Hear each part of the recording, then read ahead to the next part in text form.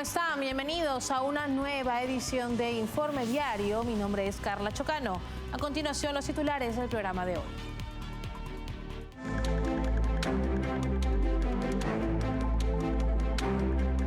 María Corina Machado y Edmundo González Urrutia, líderes opositores venezolanos, prometieron justicia y reparación integral para las víctimas de la dictadura chavista. Los países de la OTAN han comprometido en el primer trimestre del 2025 un total de 20.000 millones de euros en apoyo militar y de seguridad para Ucrania.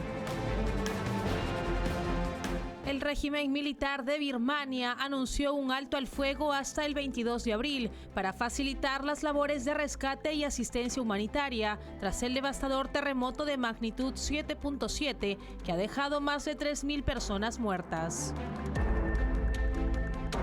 El secretario general de la OTAN, Mark Rutte, instó a los ejércitos europeos a intensificar sus esfuerzos ante el creciente enfoque de Estados Unidos en la región Indo-Pacífica. Empezamos ahora con la información. María Corina Machado y Edmundo González Urrutia, líderes opositores venezolanos, prometieron justicia y reparación integral para las víctimas de la dictadura chavista. En un comunicado conjunto denunciaron las violaciones sistemáticas de derechos humanos durante los 26 años del régimen y se comprometieron a erradicar la impunidad en una futura Venezuela democrática, con un plan que incluye reformas judiciales, apoyo social, indemnizaciones y justicia imparcial. Aseguran que el cambio será una prioridad en la reconstrucción del país. Los líderes opositores venezolanos, María Corina Machado y Edmundo González Urrutia, prometieron la reparación integral para las víctimas de la dictadura chavista. En un comunicado conjunto publicado en X, denunciaron las graves violaciones de derechos humanos cometidas durante los 26 años de régimen chavista y prometieron erradicar la impunidad en la Venezuela democrática que se avecina. Machado y González Urrutia enfatizaron que las persecuciones políticas, ejecuciones extrajudiciales, torturas y detenciones arbitrarias no han sido hechos aislados, sino parte de una política sistemática impulsada desde las más altas esferas del poder. Ante esto, propusieron reformas estructurales que garanticen la independencia del Poder Judicial y aseguren que nunca más sea utilizado como un mecanismo de represión. La propuesta de los opositores incluye apoyo social y legal para las víctimas, atención médica y psicológica, indemnización económica por los daños sufridos y la anulación de condenas injustas. Además, aseguraron que su futuro gobierno cumplirá con el derecho internacional y garantizará que la justicia venezolana sea independiente, imparcial y efectiva. Este compromiso se produce en medio de una crisis política persistente, luego de las fraudulentas elecciones presidenciales del 28 de julio del 2024. González Urrutia fue el verdadero ganador de los comicios, mientras que el Consejo Nacional Electoral, controlado por el chavismo, proclamó a Nicolás Maduro como vencedor en un proceso ampliamente ilegítimo. Las protestas posteriores a los resultados fraudulentos fueron respondidas con una nueva ola de represión, dejando más de 2.400 detenidos. Ante este escenario, la oposición venezolana insiste en que la lucha por la democracia continúa y que la reparación de las víctimas será una prioridad en la reconstrucción del país. Y en declaraciones para el programa Informe Extra de TV Libertad, el abogado y analista político Eloy Vera destacó que la reducción de la inflación ha sido clave en la disminución de la pobreza en Argentina. Explicó que cuando Javier Milei asumió el gobierno, la pobreza estaba en un 52%, pero gracias a las políticas implementadas ha logrado reducirla a aproximadamente un 38%, mejorando significativamente la situación económica del país. Por supuesto, lo principal que ha afectado la calidad de vida de las personas y la capacidad de movilidad social ascendente que estamos viendo ahora ha sido la reducción de la inflación. La inflación que en su momento llegó a un 211% anualizado en el año previo al mandato de Javier Milei, durante el Ministerio de Economía de Sergio Massa, que fue su competidor en las elecciones, estaba haciendo que cualquier tipo de planificación económica fuera extremadamente difícil en Argentina y sobre todo afecta a los bienes de la canasta básica de los que más dependen las familias vulnerables. Ahora lo que estamos viendo es el nivel de pobreza más bajo en prácticamente una década, que ha bajado desde el 52%, que es el número que tenía Javier Milei al asumir, al 38%, es decir, un poco más de 20 puntos, 38,1% de la pobreza, o sea, alrededor de 20 puntos, que implica una enorme reducción. Esto es sobre todo gente que estaba, digamos, en el precipicio, que se había caído muy recientemente a la pobreza y que han sido los protagonistas de la última década en la Argentina. Uno de los temas principales, tal vez desde los años 90, pero principalmente desde los 2010, o sobre todo de la crisis económica y la devaluación de 2014, es la movilidad social descendente en la Argentina. La cantidad de personas de clase media que han tenido que reducir su nivel de vida, han tenido que mudarse a una casa más chica, ha tenido que sacar a sus hijos de un colegio privado y moverlos a un colegio público, etc. Un montón de medidas drásticas de reducción de la calidad de vida que las ha tirado, digamos, de la clase media alta a la clase media baja y de la clase media baja a debajo de la línea de la pobreza. Esa gente se puede recuperar, como digo, sobre todo gracias a la reducción de la inflación y hasta cierto punto también gracias a la desregulación de los alquileres que estaban controlados. Había un control de precios sobre los alquileres antes de que asuma Javier Milei, que también ha permitido estabilizar el precio de la vivienda, que, como se sabe, es una de las expensas más importantes de cualquier familia a nivel cotidiano, mes a mes. Continuamos en Argentina, donde el vocero presidencial Manuel Adorni aclaró que independientemente de su candidatura a legislador, continuará en las conferencias de prensa enfocándose estrictamente en la agenda de gestión del presidente y del gobierno nacional, tal como lo ha hecho hasta ahora. Además señaló que en caso de ser electo dará un paso al costado y se concentrará en la legislatura de Buenos Aires a partir del 10 de diciembre. En primer lugar, quiero aclarar, en el ámbito que me compete aquí en esta conferencia, que independientemente de mi candidatura a legislador por la Ciudad de Buenos Aires, en estas conferencias de prensa voy a referirme estrictamente a la agenda de gestión de las actividades del presidente de la Nación y del Gobierno Nacional, tal cual viene ocurriendo hasta ahora. Y no va a haber excepciones, no importa lo que pase del otro lado. Acá este es el ámbito nacional y voy a seguir representando al presidente y voy a ser la voz del gobierno como lo vengo siendo hasta ahora. El presidente de la Nación me eligió primero como vocero presidencial, luego como secretario de Comunicación y Medios de la Nación. Este es el compromiso que asumí con él, con los argentinos, implica representar su palabra en este espacio y, repito, como lo he hecho hasta ahora, llevar adelante la comunicación nacional. Por lo tanto, no, supongo que a algunos tal vez les moleste o les complique la idea que tenían, no voy a responder ninguna pregunta que refiera a las elecciones de la Ciudad de Buenos Aires a partir de ahora. Por supuesto, está de más aclararlo, en caso de ser electo, si la gente me elige, voy a dar, por supuesto, un paso al costado y me enfocaré en la legislatura porteña a partir del 10 de diciembre. Por otro lado, en declaraciones para el programa Informe Extra de TV Libertad, el analista político Juan Claudio Lechín afirmó que el expresidente de Izquierda Radical de Bolivia, Evo Morales, está intentando generar movimientos sociales y disputas para posicionar su candidatura. Sin embargo, Lechín considera que Morales no será candidato debido a su desprestigio tanto a nivel nacional como internacional. Escuchemos. La masa movilizada correctamente, o sea, militarmente, políticamente, es capaz de generar legalidad. Eso tiene ya muchos años, ¿no? Desde la Revolución Rusa y, por supuesto, desde Hitler, que usó la misma metodología. Pero es la misma metodología llevada hoy de una manera impecable. De tal manera que él está intentando generar movimientos sociales, disputas, rencillas, estridencias, para posicionar su candidatura o para validar su candidatura. Yo no creo que Morales sea candidato, está muy desprestigiado nacional e internacionalmente, a pesar de que entre Arce y él, Morales tiene mucho mayor apoyo poblacional, sorprendente, a pesar de la pedofilia, a pesar de una cantidad de barbaridades de haber destruido la economía del país, pero mucha gente sigue diciendo que ese despilfarro que hizo Evo Morales había dinero. Entonces la gente, con un pensamiento absolutamente superficial y epidérmico, dice, en la época de Evo había dinero, ¿no? Sin mirar que él dispendiaba todos los precios del gas, los precios altos de los minerales, los precios altos del petróleo,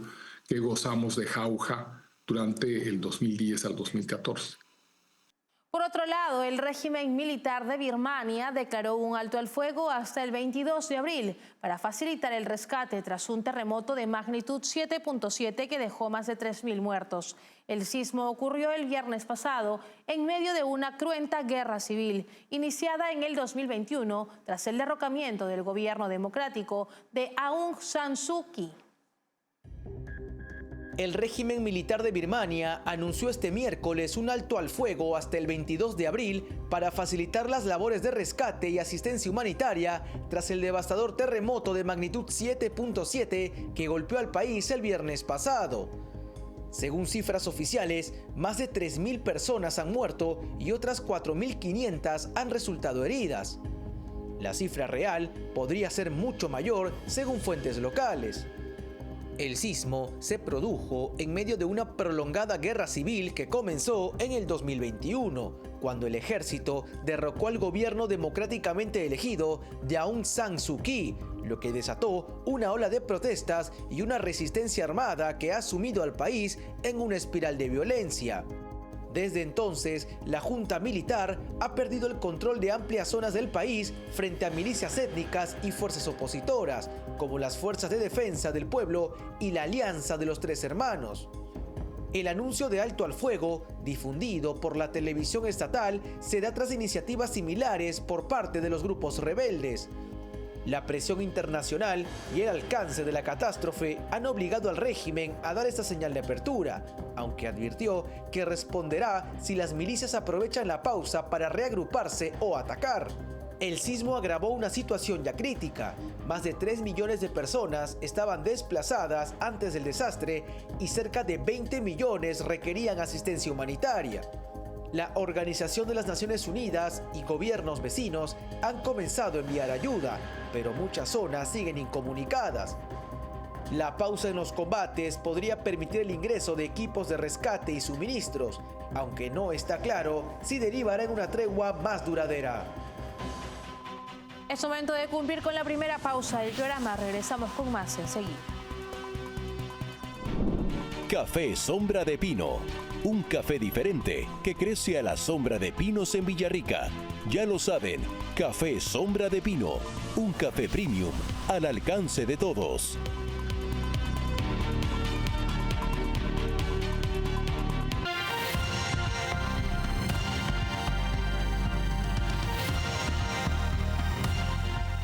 Les contamos que el primer ministro de Ontario, Doug Ford, propuso un acuerdo comercial bilateral entre Estados Unidos y Canadá, excluyendo a México, argumentando que fabricantes chinos usan territorio mexicano para acceder al mercado estadounidense. Su postura ha generado tensiones con México, reavivando el debate sobre el futuro del TEMEC. El primer ministro de Ontario, Doug Ford, ha planteado que Estados Unidos y Canadá deberían negociar un nuevo acuerdo comercial bilateral que excluya a México, advirtiendo que fabricantes chinos estarían utilizando territorio mexicano como vía indirecta para ingresar productos al mercado estadounidense. No es la primera vez que Ford expresa esta postura, que también fue respaldada en el pasado por la ex ministra de Finanzas canadiense Chrystia Freeland. Estas posiciones generaron tensiones con México, donde se percibieron como intentos de minar la relación continental. La llegada del nuevo primer ministro canadiense Mark Carney abría una posible etapa de distensión, y recientemente mantuvo una conversación que ambas partes calificaron de productiva con la presidenta mexicana Claudia Sheinbaum. Sin embargo, el planteamiento de Ford refleja una creciente preocupación en sectores políticos y empresariales norteamericanos respecto a la presencia china en la cadena de suministro mexicana, especialmente en un contexto en el que el presidente Donald Trump ha endurecido las medidas arancelarias contra China y vigila de cerca el cumplimiento de las reglas de origen en el comercio regional. La sugerencia del líder de Ontario, la provincia más poblada y económicamente más fuerte de Canadá, podría reavivar el debate sobre la viabilidad y el futuro del Tratado Comercial Trilateral, conocido como TEMEC, en un momento de redefiniciones en la política comercial norteamericana. Los países de la OTAN han comprometido en el primer trimestre del 2025 un total de 20.000 millones de euros en apoyo militar y de seguridad para Ucrania, reafirmando su compromiso con la nación en guerra. Así lo informó el secretario general de la Alianza Atlántica, Mark Rutte, desde Bruselas. Rutte destacó que la mejor manera de acabar con la guerra es que los rusos se vayan de Ucrania y entonces puede terminar muy pronto. Por eso no va a suceder, me temo. En ese sentido, insistió en que los aliados de la OTAN seguirán respaldando a Kiev con asistencia militar y recursos estratégicos. El secretario general de la OTAN también reiteró la importancia de que los países miembros incrementen su gasto en defensa para fortalecer la seguridad en la región. Según explicó, durante los primeros 3 meses del año, el compromiso financiero de la OTAN con Ucrania ha sido fundamental para mantener su capacidad de resistencia ante la invasión rusa. Además, Rutte felicitó al presidente de Estados Unidos, Donald Trump, por desbloquear la situación diplomática mediante contactos con las autoridades rusas y ucranianas. Subrayó su pleno apoyo a los esfuerzos liderados por Washington para encontrar una solución justa y duradera a la guerra que afecta a Ucrania desde hace más de 2 años.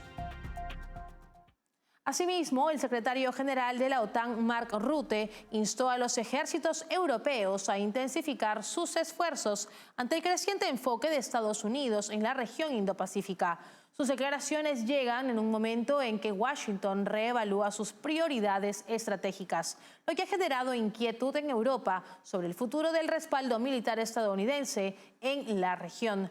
Rutte reconoció que Estados Unidos busca centrarse cada vez más en las amenazas provenientes de Asia. No obstante, aseguró que Washington no tiene intención de abandonar Europa y reiteró la importancia de que los países europeos refuercen sus capacidades de defensa.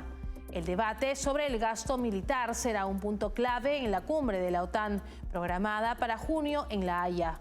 La administración Trump ha presionado a los aliados para que aumenten su inversión en defensa, exigiendo que el gasto alcance el 5% del Producto Interno Bruto, una meta que ni siquiera Estados Unidos cumple en la actualidad, ya que actualmente los aliados de la OTAN han acordado elevar el objetivo del gasto al 3% del PIB, superando el umbral del 2% que se había establecido previamente. Este incremento busca garantizar la seguridad colectiva de la alianza ante las crecientes amenazas globales. Altos diplomáticos han señalado que la prioridad en la cumbre será fortalecer la cooperación con Washington y asegurar que los aliados europeos asuman un papel más activo en la defensa del continente. Cumplimos con una nueva pausa comercial. Regresamos enseguida con lo último. Café Sombra de Pino, un café diferente que crece a la sombra de pinos en Villarrica. Ya lo saben, Café Sombra de Pino, un café premium al alcance de todos.